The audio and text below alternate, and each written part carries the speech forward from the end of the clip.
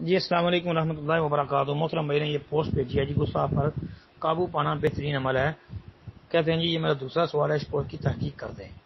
محترم بھائی یہ پوسٹ میں جو روایت درج کی گئی ہے مسند احمد کا حوالہ ہے 6114 نمبر۔ اس کے علاوہ یہ امام بخاری کی الادب المفرد کے اندر 1318 نمبر پر، اس کے علاوہ یہ سنن ابن ماجہ کے اندر 4199 نمبر پر، یعنی 4199 نمبر پر بھی یہ موجود ہے۔ اس روایت کی سند میں اختلاف ہے جی، بعض اہل علم محققین مثلا جو ہے وہ کہتے ہیں جی یہ روایت صحیح ہے، ثابت ہے، وہ شواہد وغیرہ کی وجہ سے اس کو تسلیم کرتے ہیں، لیکن بعض اہل علم جو ہیں وہ اس پر کلام کرتے ہیں۔ محترم بھائی یہ مسند احمد والی سند جو ہے وہ تو ضعیف ہے، اس میں تو علی بن عاصم ایک راوی ہے، اس پر بھی کلام ہے۔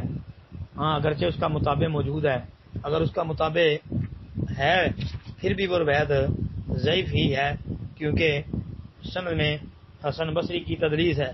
اور ابن ماجہ والی سند جو ہے وہ بھی دیکھ لیں بھائی، حسن بصری ہے، انل حسن ان ابن عمر، یہ حسن جو ہے یہ صیغہ ان سے بیان کر رہا ہے، اس لیے حسن بصری کی تدلیس ہے۔ اور یاد رکھیں کہ مدلس کا ان آنا جو ہے وہ ضعیف ہوتا ہے جب تک کہ سماع کی صلاحت نہ مل جائے۔